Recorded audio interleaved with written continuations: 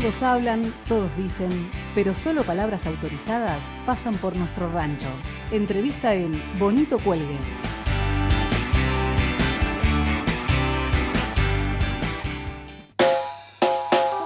Arranca así el segundo bloque de Bonito Cuelgue y tenemos el gusto de hablar. Hace 40 años Juan Domingo Perón echaba a los montoneros de la plaza y tenemos el placer de hablar con Sabrina Ahmeyet. Es licenciada en Ciencias Políticas de la Universidad de Buenos Aires, también docente de la Facultad de Ciencias Sociales de la Universidad de Buenos Aires y una especialista en los temas de peronismo. Sabrina, Adrián Pertoldi te saluda, un gusto saludarte. Hola Adrián, el gusto es mío, muchas gracias por la invitación. No, por favor, el gusto es nuestro. Además, hablar con una especialista de estos temas de peronismo a 40 años de que Perón echaba a montoneros de la plaza.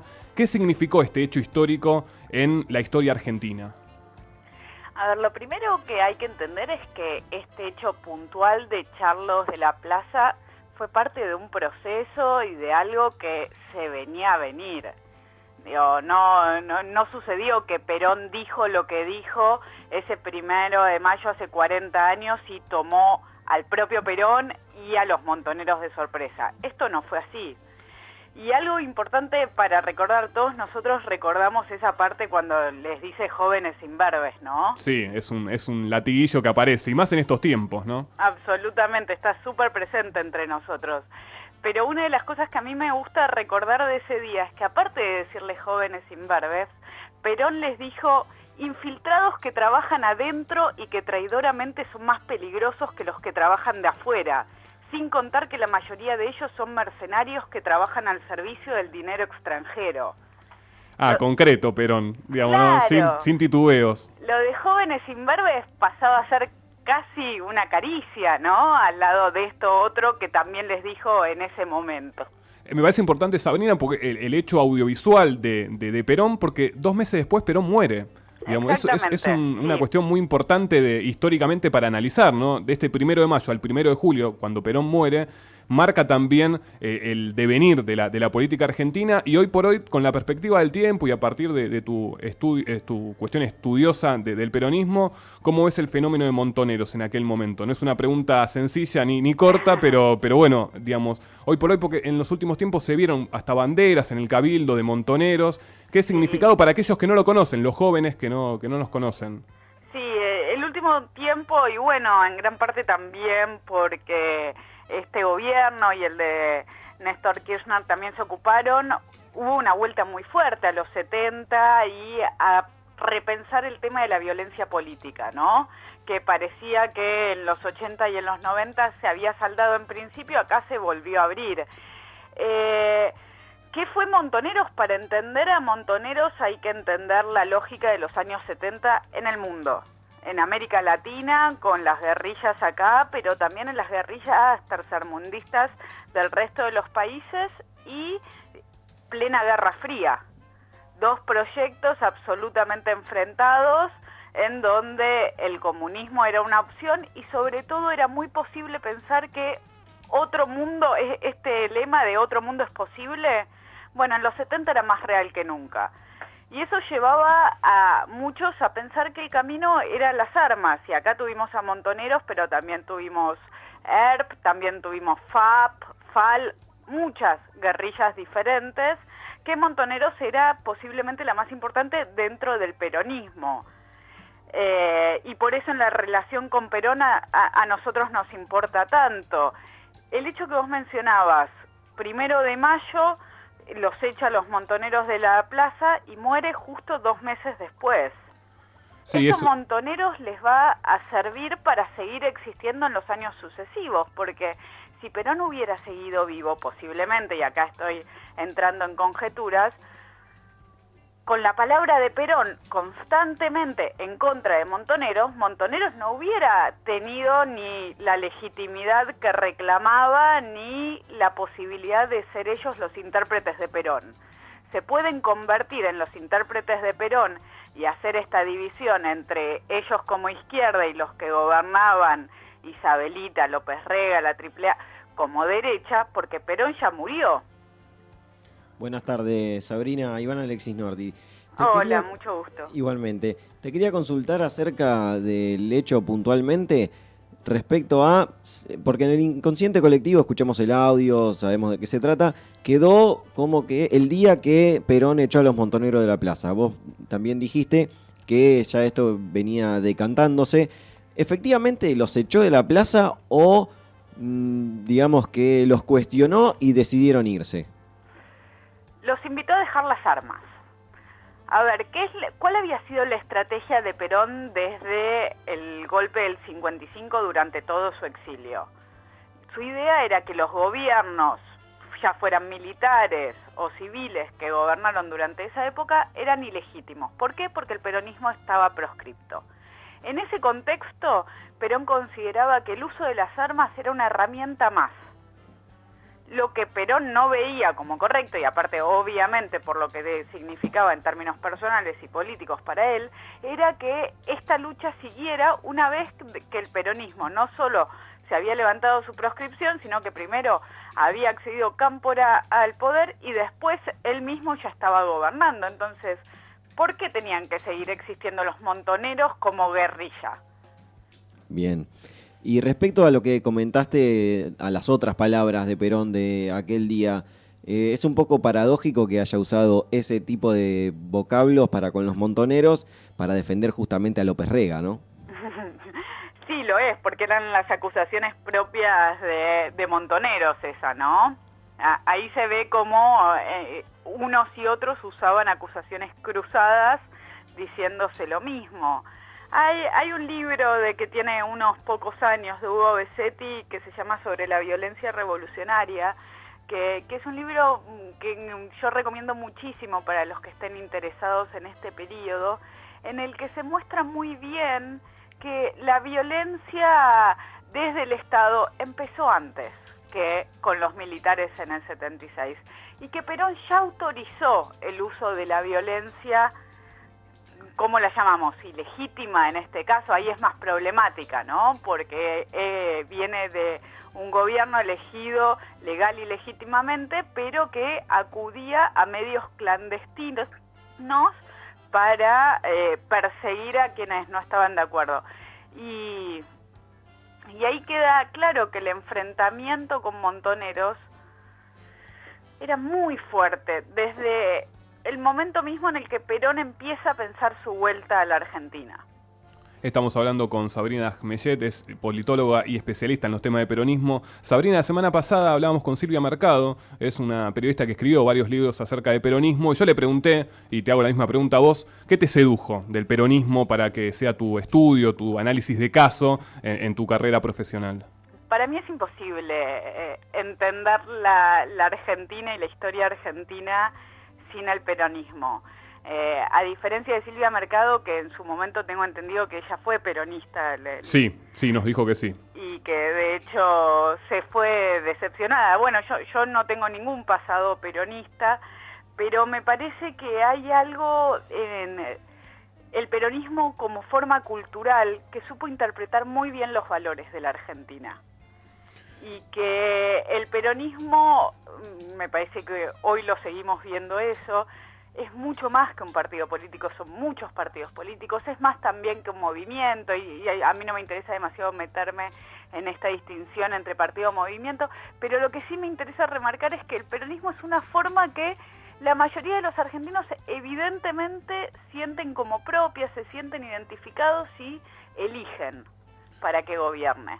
¿Por qué crees que lo eligen? ¿Le da una sensación de seguridad el peronismo? Digamos, también obviamente la cuestión histórica marca que el radicalismo terminó su último mandato con Alvear en el 28, ¿no? Pero marca determinadas cuestiones. ¿Sentís que es por una seguridad que se elige el peronismo o es por lo único que hay? Yo creo que es lo que mejor interpreta el deseo de las mayorías. Sinceramente pienso eso. A ver, yo no tengo una visión demasiado esperanzadora sobre la sociedad argentina. Creo que somos muy tolerantes con las formas autoritarias en sus diferentes maneras. Fuimos muy tolerantes con todos los gobiernos militares y también somos muy tolerantes en gobiernos democráticos que eligen gobernarnos autoritariamente, por más de que hayan sido elegidos mediante el voto. Y el peronismo tiene una forma muy particular, muy verticalista, muy conectada a un uso de la lealtad muy particular, que creo que sí, que en algún modo da seguridad, pero no sé si la seguridad de que van a terminar el gobierno, sino que la seguridad de que van a manejar las situaciones sean como sean. ¿Crees que el peronismo mejoraría mucho si no fuese dogmático? ¿Cómo? Perdóname, no te escuché. Si crees que como forma de gobierno el peronismo sería mucho mejor si no fuese dogmático como lo estás describiendo ahora.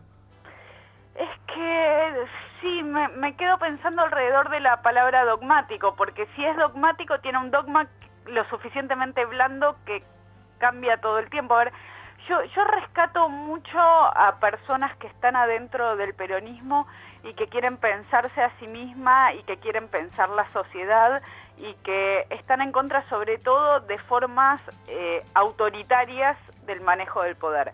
Me parece que dentro del peronismo hay muchísimas personas que tienen esas ideas y con las que yo me siento muy cercana dialogando, pero me parece que a la hora de gobernar tiene una forma de acomodarse atrás del líder que sigue repitiendo y que viene obviamente para mí desde los orígenes que Perón le dio a la fuerza. Digo, recordemos que Perón en el 46 llega a la presidencia acompañado, eran muchos partidos políticos los que lo acompañaban, pero nosotros recordamos los dos más importantes, el Laborismo y la Unión Cívica Radical, Junta Renovadora, y lo primero que hace antes de asumir es pedir que estos partidos se desarmen y que formen todos juntos un nuevo partido que lo llama Partido Único de la Revolución Nacional.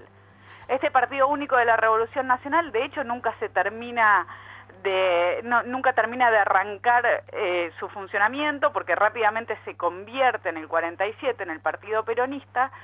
Pero a mí me parece un dato muy interesante para pensar. El día que Perón tiene la posibilidad de pensar en cómo denominar a su primera fuerza, elige la idea de Partido Único de la Revolución.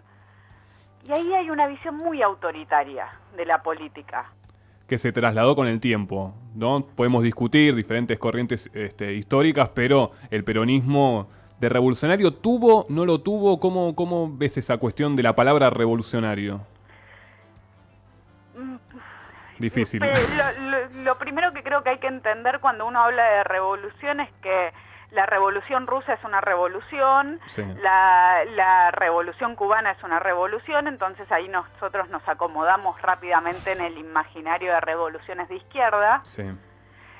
Pero cuando viene, por ejemplo, la Revolución Libertadora en el 55, se empiezan a decir cosas como la autodenominada Revolución Libertadora. ¿Vieron en los aniversarios? Uno va a los diarios y dice todo el tiempo la autodenominada Revolución Libertadora. La Revolución Rusa también se autodenominó Revolución Rusa y la cubana también se autodenominó. Pero en el imaginario queda la idea de que la revolución está conectada con la izquierda y que lo que se da en la derecha es otra cosa. Sabrina, te coloco un poco más en la actualidad y el relato kirchnerista en estos 10 años marca, especialmente en la primera y la segunda presidencia, la primera de Néstor Kirchner y después de Cristina Fernández de Kirchner, muchos paralelismos con aquel 46-55 de Perón. ¿Encontrás alguna similitud en este gen peronista o son cosas distintas? Yo creo que el primer gobierno de Néstor sí se podía al menos intentar ese juego, ¿no? El mundo es muy diferente, como historiadora no lo tomaría más que como un ejercicio comparativo, pero se podía llegar a pensar muchas similitudes, incluso del contexto que tenía la Argentina respecto al resto del mundo durante el gobierno de Kirchner. Me parece que durante los dos gobiernos de Cristina esto ya empezó a cambiar bastante y desde mi punto de vista este gobierno, el actual, está perdiendo muchísimas oportunidades que Perón no hubiera dejado pasar. La última pregunta, Sabrina, y agradeciéndote, un placer realmente dialogar con vos. Nosotros estudiamos también los medios, desde el periodismo, de esta rama. ¿Cómo ves ante estos hechos históricos, vos como historiadora, digamos, cómo analizás la postura de los medios ante estos hechos históricos? Digamos, ¿cómo lo cubren los medios? ¿Qué opinión tenés? como se puede, te diría. A ver, y acá, ¿No sentís que hay mucha ignorancia, digamos, No creo que haya mucha ignorancia. Me parece que acá la responsabilidad no es tanto de los medios, sino en todo caso de los especialistas, que nos cuesta mucho la divulgación, ¿no? Sí, y para peor en la historia, a veces hay unos referentes como Pacho Donner o Felipe Piña que destierran toda esta cuestión de otras corrientes mucho más profundas. No sé, una opinión personal, digo, ¿no? Y son muchísimo más fuertes, y Exacto. son mucho más marketineros. A ver, es mucho más fácil para el lector informado, pero no especialista, que le dividan el mundo en blanco, en negro, en buenos y en malos. Claro. Cuando hablas con los cientistas sociales, con los historiadores, nos preocupamos por mostrarles hay matices, pero miren que esto también pasó y tengan en cuenta que... Y son cosas que a nosotros nos apasionan, pero que la verdad es que me parece por eso que yo creo que tenemos una gran parte de la responsabilidad, quienes nos dedicamos a estudiar estos temas, en hacer un esfuerzo para que la divulgación sea algo propio de nuestras disciplinas y seamos nosotros los encargados, porque si no nos quejamos de piña, pero seguimos escribiendo papers que leen con suerte 25 personas. Sí, es un tema, es importante rescatarlo, te digo, como estudiante de profesora de historia, también también amigos, pareja, todo que están en el tema de la historia, y es un tema cierto, porque se genera esa cuestión muy cool, que diciendo, ay, mira, te hago esto, pero en realidad me leen 20 personas y no llega a nadie, y después hablo con mi mamá y me dice, no, porque a mí me gusta Piña, porque me lo hace más fácil la historia. Claro. Y se complica, y decís, uy, hay que empezar de cero, y es cierto lo que vos planteás, y está bueno la autocrítica, Sabrina, porque no, en los ámbitos académicos no se da esta autocrítica. Hay algunas personas, a ver, aunque yo políticamente no esté en casi nada de acuerdo con él, me parece que en el último tiempo Gabriel Di Meglio hizo un esfuerzo en este sentido de bajar un poco el conocimiento desde las aulas de filosofía y letras y tratar en el canal Encuentro y en otros medios de transmitirlo. Yo sigo levantando mucho, aún con su producción muy irregular, a Félix Luna. Sí. Me parece que fue un gran historiador, sus libros son muy parejos, pero de hecho todo lo que escribió sobre el peronismo es muy interesante para leer. Y me gustaría muchísimo que hubiera más gente de los que pertenecemos a la academia pensando cómo transmitir esto, no solo en manuales secundarios, porque eso sí lo hacemos y forma casi parte de nuestra profesión y de nuestra subsistencia económica, sino pensando realmente cómo transmitimos más allá, cómo transmitimos a la ciudadanía nuestras ideas, nuestro conocimiento. Sabrina, muchas gracias, un placer realmente, te lo vuelvo a decir, y bueno, te estaremos molestando en otra oportunidad. Este tema que surgió, me parecía que hacía falta tu palabra, y bueno, muchísimas gracias por estar en Bonito Cuelgue. Muchísimas gracias a ustedes, buenas tardes.